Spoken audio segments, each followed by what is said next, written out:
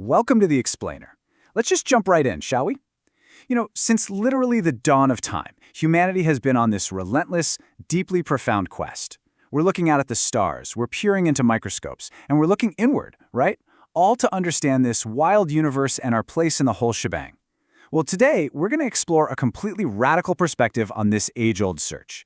It's a concept that might just flip how you view literally everything around you. We're talking about consciousness. But not just as some random byproduct of the brain. We're looking at it potentially as the very ground of being. It's kind of like watching a movie your entire life and suddenly realizing, wait a second, I should be looking at the screen itself. To really wrap our heads around this, we first got to look at the massive, heavy-hitting questions humanity has always tried to answer. What is the nature of matter, life, mind, and God? I mean, these are the big four, right? And naturally, we've developed some pretty incredible tools to investigate them.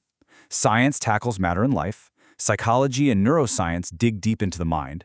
Philosophy questions reality and knowledge itself. And religion and spiritual traditions investigate ultimate meaning and the possibility of God. Now, we usually shove all these investigations into totally separate boxes. But today, we're going to see what happens when we just smash those walls down. Section 1.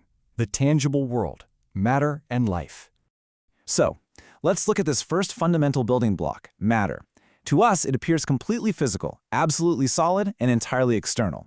We see objects, we poke and prod them, we measure them, and we describe what they do. And science has given us these incredibly sophisticated, just amazing accounts of their structure. But here's where we really need to hit pause. Whatever we actually know about matter is ultimately presented to us through our own perception and awareness. Think about whatever device you're watching this explainer on right now. Its color, its texture, the actual sound of my voice coming through those speakers, every single bit of that is being experienced within your consciousness. Now, this doesn't automatically prove matter is nothing but consciousness, but it sets up a totally foundational baseline. Our knowledge of matter is absolutely 100% inseparable from our consciousness of it. And that baseline brilliantly sets up our next leap, from matter to life. We can look at life from two totally complementary perspectives. On one hand, you've got the objective biological process, right? Birth, growth, metabolism, reproduction, and eventually death. Scientifically speaking, living organisms are these extraordinarily complex self-organizing systems. But on the flip side, life is something we directly experience. It's the lived feeling of taking a breath, feeling a heartbeat, the sensation of moving your arm. It's vitality.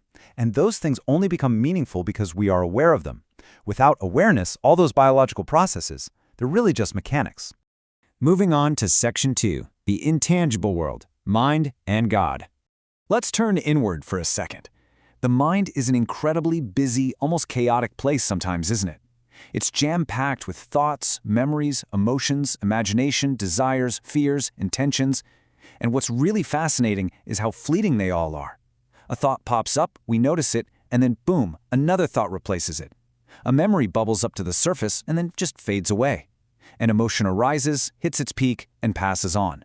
The mind is basically this constant, never-ending stream of arriving and departing traffic.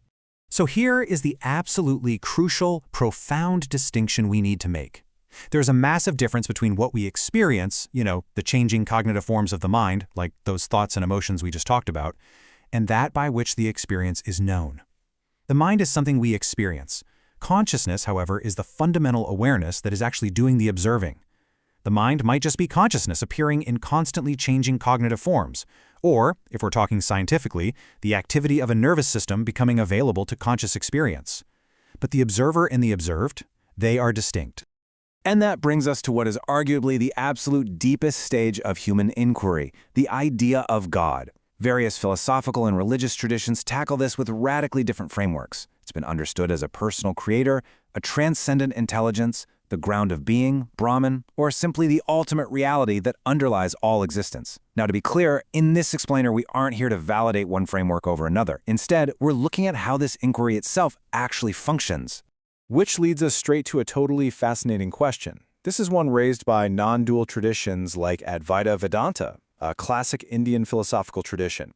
Instead of looking outward for answers, these traditions take a really sharp inward turn. They argue that if consciousness isn't merely some isolated individual mental phenomenon, but rather the foundational condition in which all subjects and objects appear, well, then we have to ask, could the deepest nature of consciousness be completely inseparable from the ultimate nature of reality? Now, that's a huge hypothesis. It's a conclusion that has to be rigorously investigated from the inside out rather than just taken on faith. We literally have to look at the very mechanism of how we know things. Section 3. The overlooked common ground. Now, what's so wild about this concept is how incredibly simple it is, and yet it changes absolutely everything. Think about it. Matter, life, mind, the concept of God. They all seem to belong to totally different domains of study, right? But they share one remarkable, undeniable feature. Are you ready for this? They are all known within consciousness. Consciousness isn't simply just another object to put under a microscope alongside a rock, a cell, or a passing thought. No, it's the foundational field in which this entire quest for knowledge arises in the first place. Let's break this down to its absolute rawest truth. Matter is experienced. Try to point to a single physical object, one single scientific measurement, or even a single atom that is somehow known outside of an experience of it. You can't. The entire physical world absolutely relies on awareness just to be known.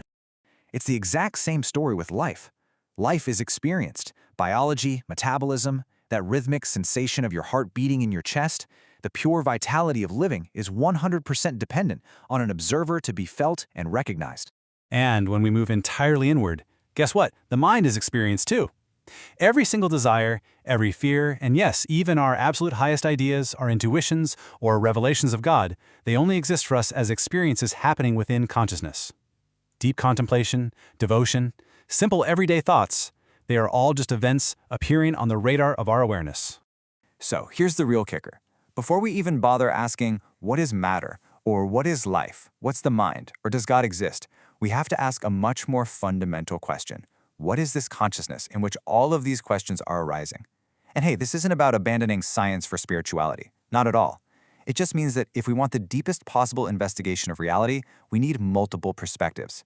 Science examines the objective structures, philosophy examines our assumptions about knowledge, and contemplative traditions investigate the experience from the inside out. The deepest truth? It probably lies right at the intersection of all three.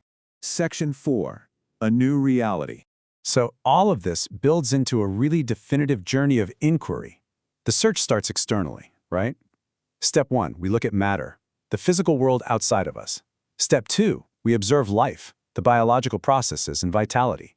Step 3, we move inward to the mind, our internal cognitive world. But then, step 4 is where we turn the camera completely around. We examine consciousness itself, the very awareness that makes the entire search possible. Maybe consciousness isn't some hidden object hiding behind the universe. Maybe it is the very condition in which the universe becomes present to us in the first place. It's where the subject and object, the observer and the observed, all finally appear.